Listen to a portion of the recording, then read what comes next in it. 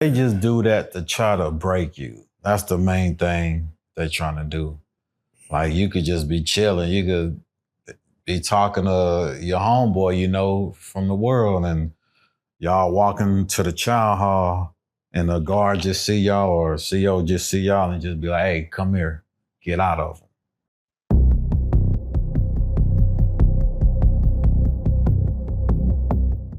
Prison Stories 101, man. We back with another one, man. We got my man Mo in the building, man. First and foremost, man, how you doing? Man, I'm doing blessed. Doing good, I'm blessed.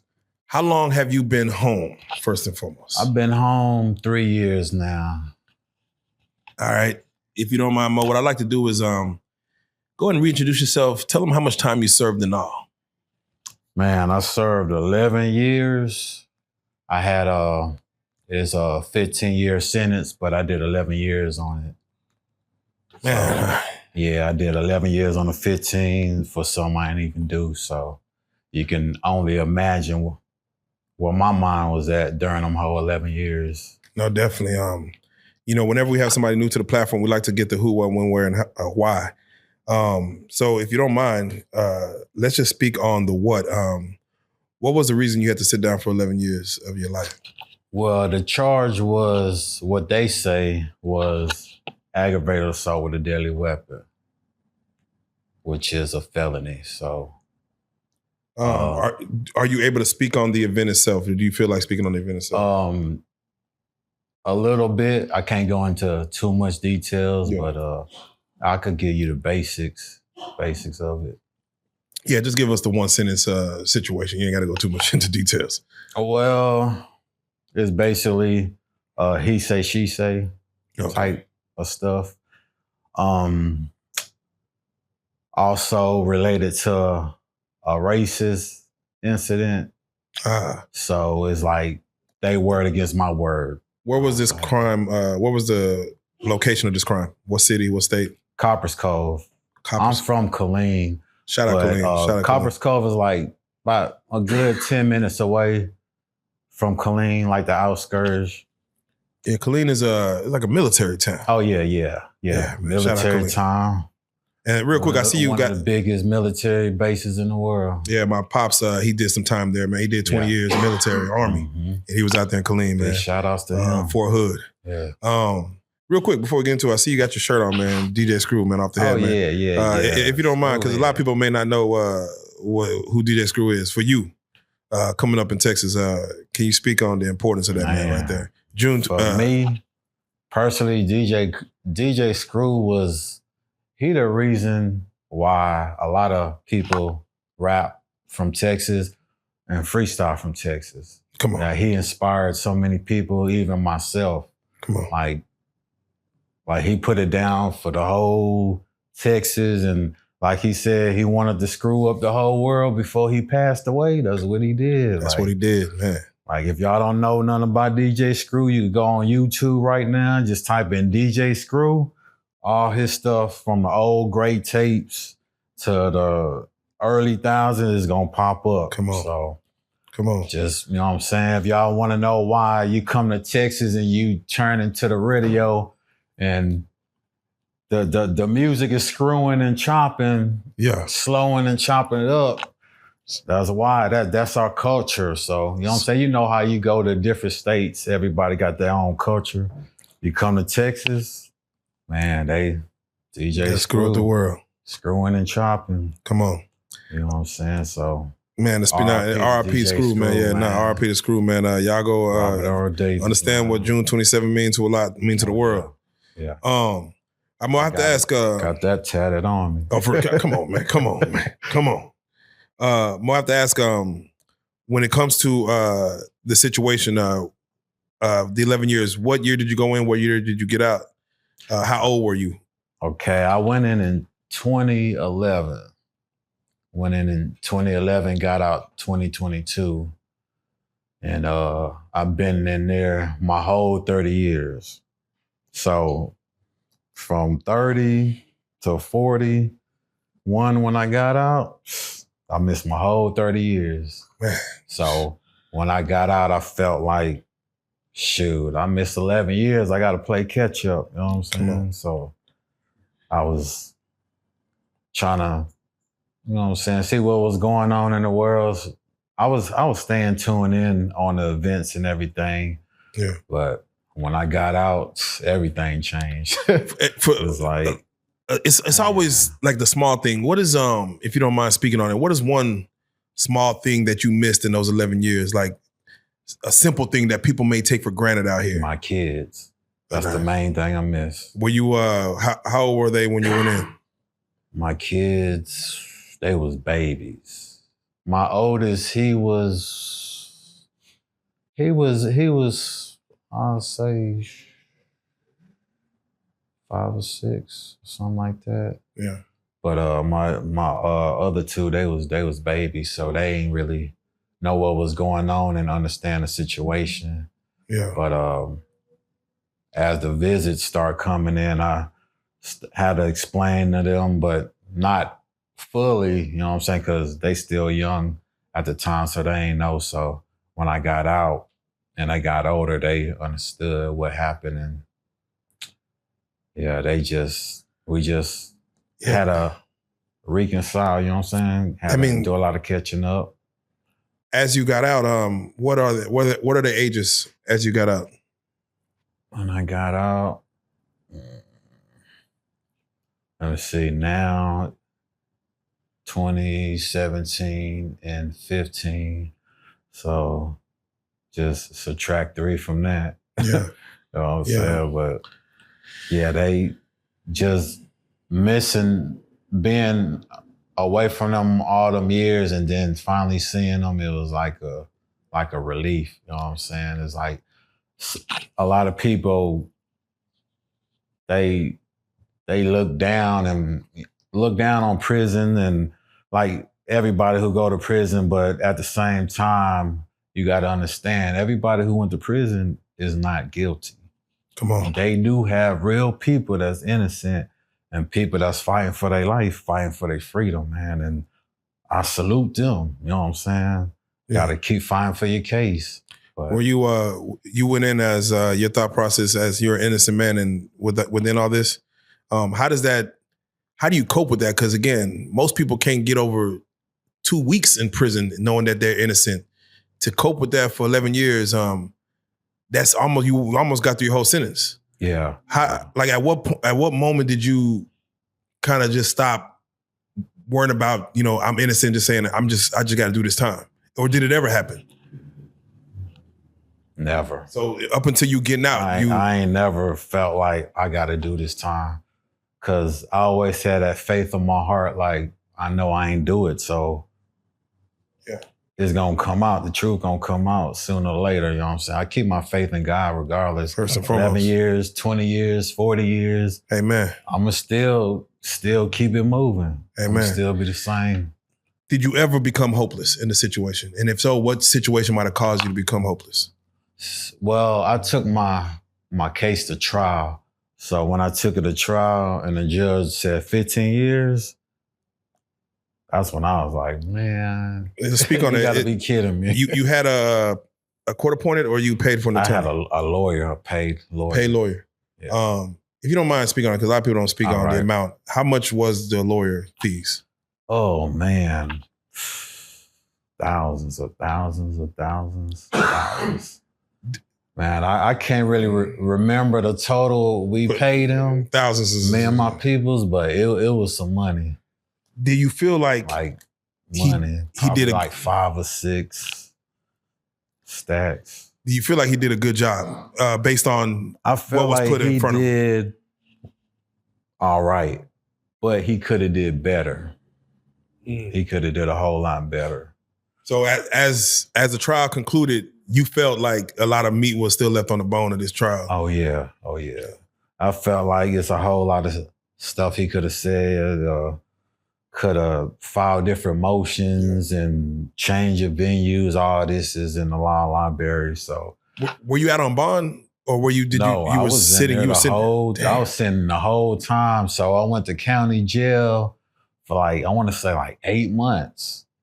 And they finally was like, look, man, we just gonna offer you 7 years. I was like, man, I'm not signing nothing. If I ain't do nothing, I'm not gonna sign nothing. This is state. Yeah, yes, sir. So like, I say about 3 or 4 days later, they came back to me. Well, we offering you 10 years now. I'm like, okay, if I ain't signed for the 7, what make you think I'm gonna sign for the 10? And why you keep going higher? I'm not signing for nothing. And I was like, well, the only option we could do was take it to trial. So I talked to my lawyer about it. He agreed with it. He said, look, man, they ain't even got no evidence on you. So let's take it to trial. You finna come home anyway. I was like, cool. So I put my trust in my lawyer, like most people do, and we went to trial. Went to trial for 4 days, and that last day, man, that last day was rough. Damn. That last day was rough. Speak on the last day, because that's what you mean, like closing arguments. Yes, yeah. Did the prosecution, from what you saw, do a better job of like trying to paint a picture of who they feel you are? Well, they try to paint a picture and put so many so-called witnesses on the stand who was never at the scene at the time. So it was just like they word against my word. So it's crazy, like, especially if you don't know the law and you end up in a situation like that. As soon as you get in a situation like that, you need to start studying that law, man, because a lot of people that's doing time right now, they can get out, but they feel like they can't get out because they ain't putting the work in. If you put the work in, you could get out. There's loopholes and everything, especially nowadays. Damn. Especially nowadays. With all this stuff going on. What was you said you were what age when you went in? This was in the summertime, so I was 29 at the time. Did you have knowledge of law, like of the way law works? Nope, because I ain't never been to prison before, so I ain't never thought about picking up a law book or anything like that. Damn. Yeah, I ain't really start hitting a law library till like, I say like my 4th month in county. Damn. Yeah, this old school dude, he was lacing me up and telling me a lot of stuff. And I was like, man, I'm gonna just fight for it. I ain't got no choice. You know what I'm saying? Whether I innocent or not, I'm still gonna fight for it because shoot, my freedom on the line, you know what I'm saying? So once reality hit in, you know, your freedom on the line and you think about your kids and your peoples and your family. Man. Once the judge, is this a white judge or?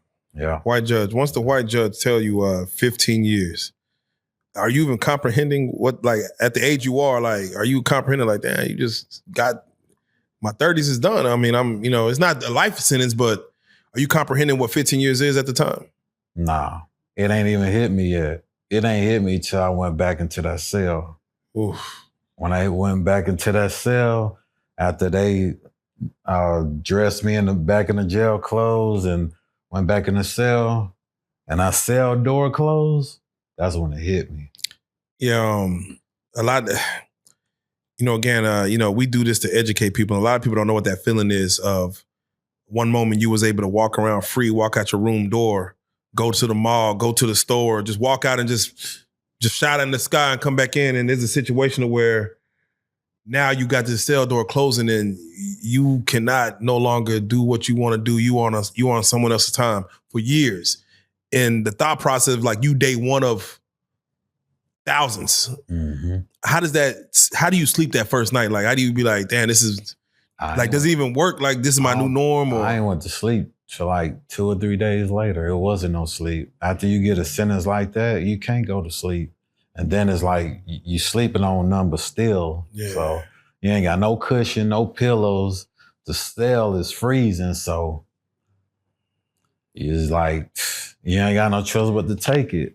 You gonna roll with the punches or just fall? A lot of people say they don't wish jail on their worst enemy. I mean, or they don't wish prison on. Yeah, me neither. You get it now. I won't wish prison on a person who did this to me. Damn. I still don't hate them. They know what they did. They're gonna have to deal with it one day. Karma will come. Answer to God about it. But like, I done forgave them. I'm moving on with my life. So, you know what I'm saying? I just let God handle that. Where'd you serve your time? I've been to, most of my time I've been a boy unit, but before that, you go through a whole bunch of transfers and you go to, I went to Buster Cove for the transfer. I went to Gurney, butt naked Gurney. There's a lot of people don't know what that means. That's, but yeah. Is it really, again, I done heard it 3 times, 4 times, that butt naked Gurney, they make you get naked just to kind of, to break you. Others I heard they say it's really for safety. What do you feel? Like, is it like moment? They just do that to try to break you. That's the main thing they're trying to do. Like, you could just be chilling. You could be talking to your homeboy, from the world, and y'all walking to the child hall and the guard just see y'all or CO just see y'all and just be like, hey, come here, get out of them. You got to get out of them in front of everybody, naked.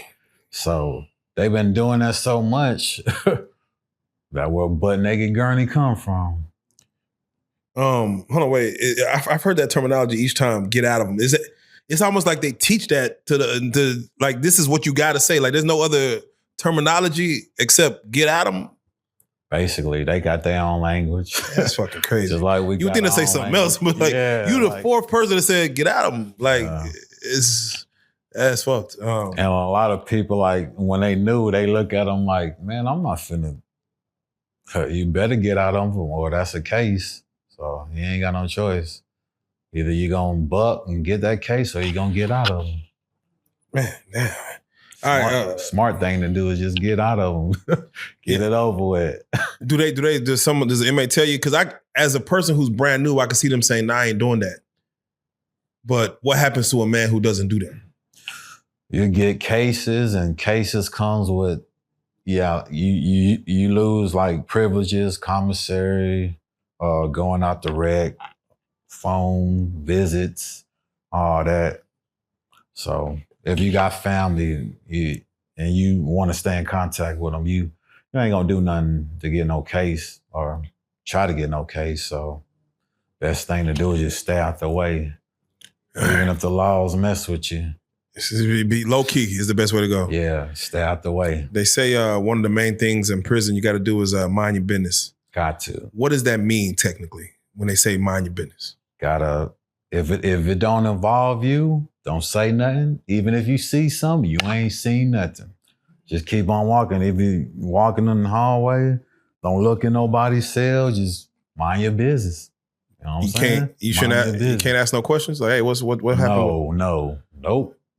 Like even if they say curiosity kills the cat, but the nigga curiosity might kill some other shit if you get to. Yeah. So it's like you can see something, but just keep on going. Just keep on going. You can see a CO doing something. Just keep on going. You know what I'm saying? Damn. So information isn't power. Don't like snitches either. So yeah, I'm about to say. So information isn't power. Some people are like I'm gonna just gather information. I'm gonna use it to my benefit. But it's better to not even have the information. Like I don't know nothing. I'm just I'm low key. I'm just staying out the way. God damn. Yeah. All right, so let's go and do it, man. What would you say is probably for you the worst couple of things that you probably saw while you was in there? Let's start with that surface level. Man, I've seen a bunch of stuff. Something that maybe the outside world may not believe goes on in the goddamn prison. Man, I done seen dudes getting shanked. I done seen a dude get hit in the head with a fan motor. Oh man, there's a bunch of stuff be happening. Like people commit suicide because they can't take it no more. One of my homies, I ain't gonna say his name, but we was just coming from chow, and they said he was trying to escape. So he tried to jump over the fence and everything and fell, broke his leg. And I'm like, come on, man. So it hurt me at the time because I'm like, dang, man, if I knew he was going through some or had that thought process in his mind, I would have, you know what I'm saying, chopped it up with him, talked to him about it before he made a decision like that. Because I don't even think he had that much time. But it's just, just crazy how you see stuff like that and you be like, dang, man. You just gotta deal with it. Whether someone getting shanked, someone get hit, for you personally, because again, I don't know how much violence you saw prior to going into the prison. Is there anything that one particular situation that stayed with you mentally? Like that's that image of that, like, man, it just kind of fucked me up. It's like you just get numb. Yeah, but I say, you just get numb. Like I heard somebody came in and said they got to the point where they start laughing at somebody's demise or somebody getting stabbed or shanked or hit in the head. Like it got to the point where it was entertainment. Nah, it was never entertainment to me. When I see stuff like that, I'm not finna. Nah, it's just like, man, you see it so often. It's just like that's a part of prison. So it's like how people in the world put their uniform on and go to work every day. When you're in prison, you gonna see a lot of violence. So it's like you just got to get used to it. Were you ever worried about violence happening to you? Were you moving like, do you move on eggshells based on like, man, this shit could go down anytime, any way, anyhow?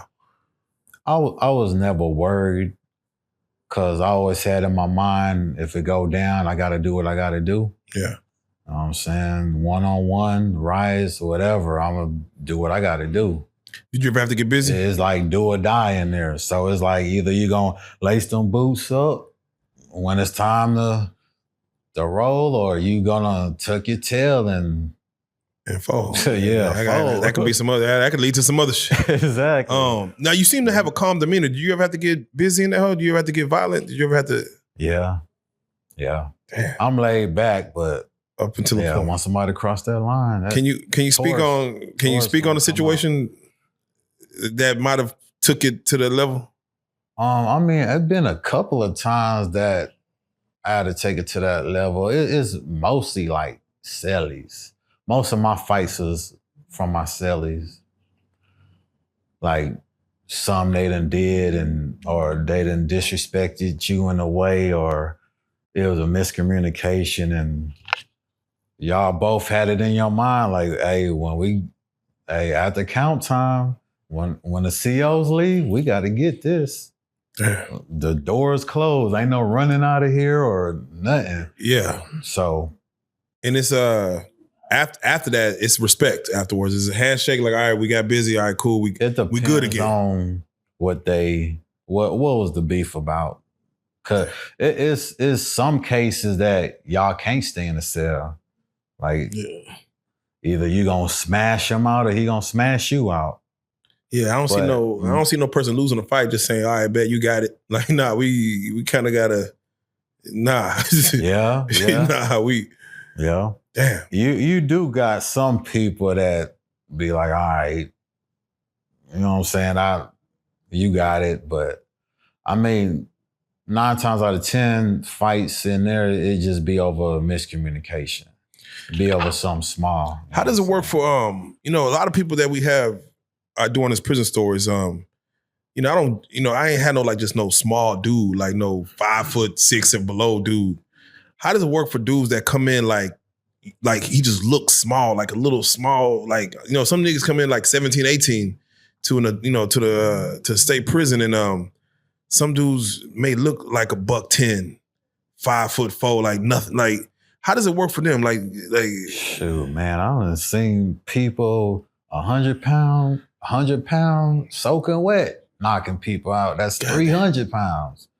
Nigga, you know what I'm saying? All that muscle don't mean nothing, man. They just do that to try to impress the COs and or whatever. You know what I'm saying? They got going on. But man, shoot, it'd be the short dudes is the ones you want on your side. God damn. They gonna ride with you. Yeah, no, shout out my guy Bam Bam. They call him the 4'11 Giant. They say he about 4'11, and they say he was handling business in Angola. Yeah. And I'm like, it's hard for me to picture, but I guess you just got to be there. I mean, because I'm like, I can't see it, but the right blow, David can take out Goliath, I guess. I don't know. Yeah, most definitely. With that being said, you did state, and I had asked the question a little earlier, but I'm just curious. Do you ever feel there was any like paranormal activity going on in prison, man? Like as far as the spots you was in, when I say paranormal activity, I mean like feel like there's ghosts behind them walls. Like, man, like some niggas died out here and they souls still move around this mom. Yeah. Yeah. It could play with your mind a little bit, but you just gotta be strong. Like, yeah. You gotta be strong.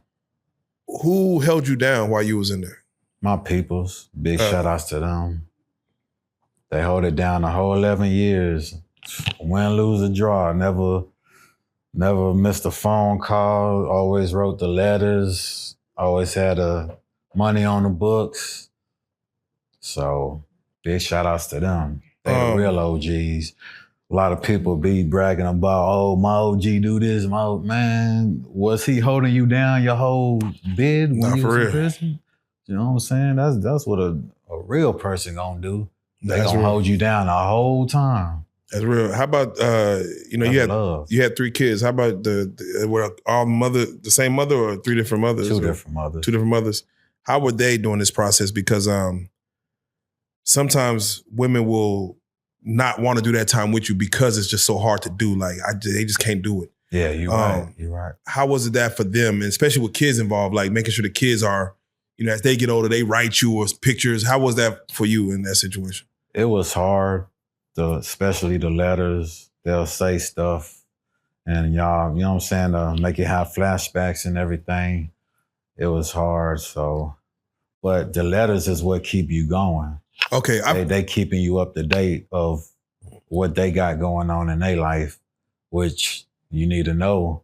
So that, I've heard it 2 different ways. I've heard situations where those letters, whether someone told me like one picture could get somebody through like maybe a couple of weeks just of like, oh man.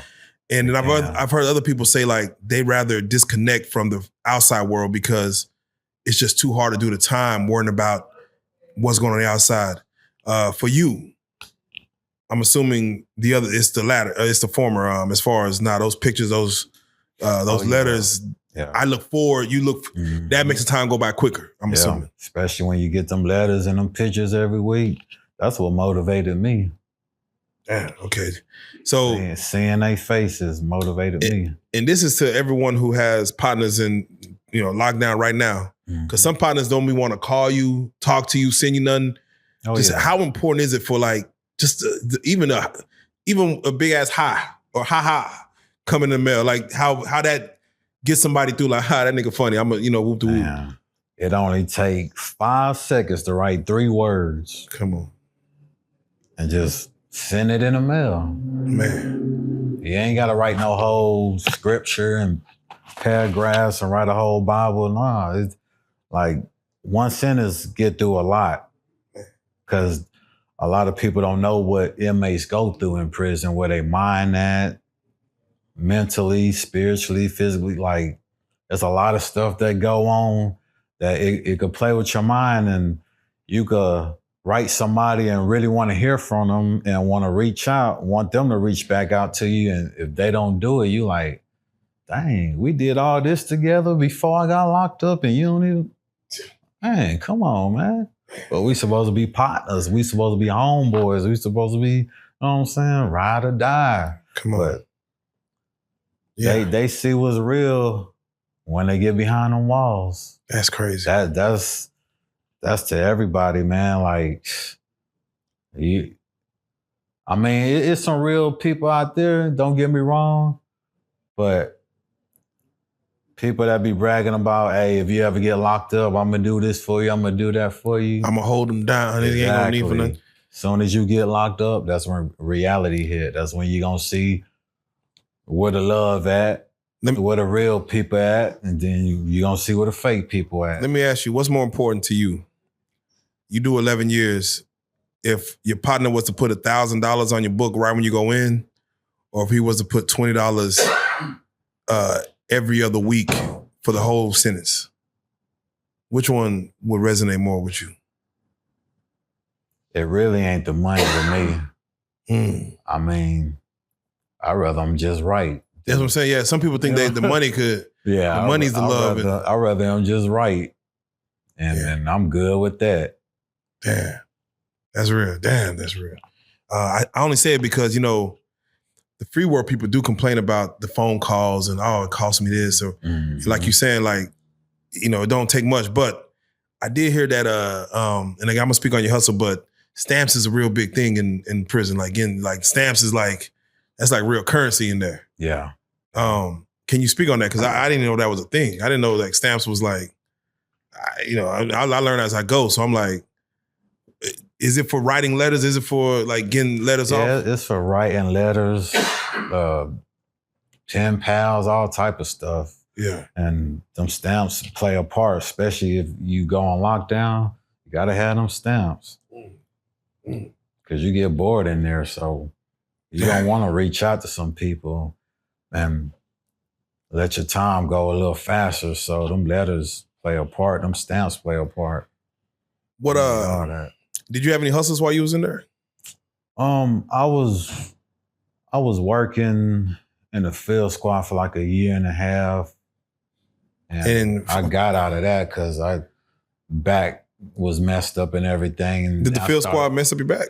Nah, it was messed up before I got to the field squad. Damn, so they for a car wreck. Yeah, so wait. Before I even got locked up. So let me ask you. They still having me go to the fields. I'm like, I'm about to say, let me ask you, because back and everything. Let me ask you, because this is like, these are things that I don't even think about. Because like, mind you, even me, I wear contacts, right? And I'm like, I don't even know if a nigga like me go to prison, they even care about like your prescription, or we gonna give you whatever. Here's some glasses, nigga. Like, good luck. To have a back injury, you go in there and they gonna put you in the field. Can you you can't complain or show no kind of paperwork that like, I can't do this work? I mean, you could show paperwork. You could get some paperwork back from the world to have your people send it in. That shows whatever your medical condition in, but it's still up to them to approve it. It got to be like something serious. Okay. And if it ain't serious to them, they gonna be like, man, ain't nothing wrong with you. You can go out there and do what everybody else doing. Goddamn. Yeah. Goddamn. All right. With that being said, what are, if you don't mind giving us, like, what are 3 rules that you feel an inmate who ain't never been in the system, for them to get through their time, get home and, hopefully skate through without any major issues? What are 3 rules that you feel like an inmate should live by once he gets in there? And again, he's brand new to prison. Just number 1, mind your business. Number 2, no snitching. Even if you feel like, oh shoot, they're gonna, there's a lot of times COs throw that, we're gonna give you 10 more years if you don't tell us what this dude, and don't snitch at all. That really should be the main one. And number 3, man, find you a schedule that's gonna keep you busy. Like if you like to work out every day or whatever you like to do, whatever talent you got or skills, man, put that in motion while you in there. And whatever, if you're a religious person, whatever religion you got going on, stick to that. And next thing you know, you'll be out of there. All right, man. All right, well, let's do it like this. Because again, these are important things that someone have to live by. We do these prison stories not to glorify. For you coming home, did you do anything additional to get home, or you just served that much time to where you went in front of parole, or how'd you come home? What was your coming home like? Well, I seen parole 4 times before they finally accepted and granted me parole. But 4 times. Yeah. Could you say, what do you feel like was the first 3 times or 4 times prior? What do you feel you did wrong? Maybe you didn't articulate. Was it something you was doing that they was watching, saying like, yeah, he ain't ready? You can have a clean record the whole time. You in county jail, in prison. If they want to give you a year set off, 2 years set off, 3, whatever, they can still do it. Yeah. And they was giving me 1 year set offs every single year. So I was seeing parole once a year.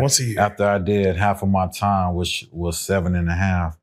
And they kept making up excuses not to let me go home, saying like, nature of the crime or something. I'm about to say, what do you think? Can somebody do anything to say, I'm gonna go home on my first parole hearing? Can they do anything, do you feel, for half their time, that like if they do this in their first hearing, they may go home. Do you feel like there's something that they could be doing like on some good behavior shit? I guess I don't know.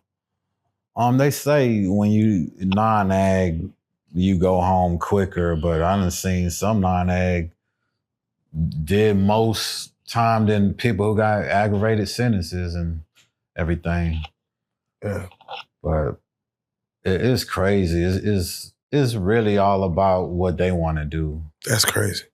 Well, hopefully one day there is a system. There is something that they could, I don't know. There is something they could do in regards. Yeah. With that being said, so normally we do these conversations. Again, we don't do it to glorify prison. We have these conversations, and again, this is just an introduction to Mo. But if you don't mind, can you speak to the youth out there, man? These YNs that's out here taking penitentiary chances. Again, you went in as an innocent man, saying this. You got railroaded in the situation and lost, through your 30s. Which, again, that's a different feeling to not actually be in there. Like, I'm not supposed to be here and have to serve 11 years of your life.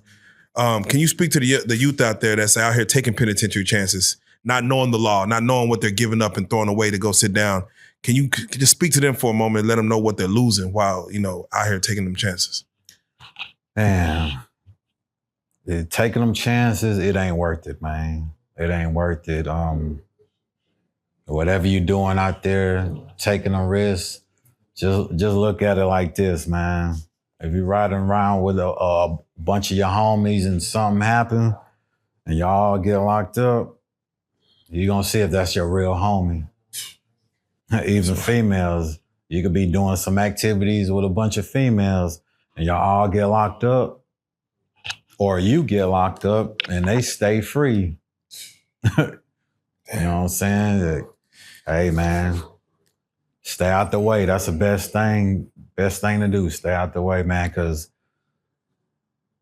these people ain't playing with us. Man, stay out the way. That's with every race. Not for real. Stay out. They ain't playing with us. Stay out the way. In the state of Texas. Man, with that being said, like when you read that sign, when you get into the state line, say don't mess with Texas. They really mean that. They really mean that for the penitentiary system. Like, hey, they mean that. Play with us if you want to. That's what it should say. Play with us if you want to. Yep. We'll show you better than we could tell you. Yep. All right. With that being said, Mo, for those that do want to maybe follow your journey, man, are you on social media? Are you moving around? Yes, sir. I'm on Facebook. I'm on YouTube, Instagram, all that. You can just type in Mo Freestyle Abuser on Facebook, Instagram, Mo_line Freestyle Abuser. You spell Freestyle Abuser, FREESTYLEABUZA. Wait. Why they call you Freestyle Abuser? Hey. Hold on, most of my songs I freestyle, and I be abusing the songs. Shit, man, I was about to put you on the spot. One of my big homies named me that back in the 90s, so I just stuck with that name. I might put it to the test in a couple of seconds. I'm just curious. But with that being said, definitely. Yeah. With that being said, if you don't mind, again, y'all go follow this man, Mo the Freestyle Abuser. And again, you already know what it is, man. This is Prison Stories 101, man. We already turning up, man. Let's go. Hey. Mic check. Chill. Yeah. Freestyle Abuser, man. Mo Freestyle. Yeah. Come on, Mo. Let's go. Man. Let's go, cause it's time. Got the motherfucking Rolex, I'm on time. I do the show, then I get the dough. It's the M to the O, I'm not a freestyle pro.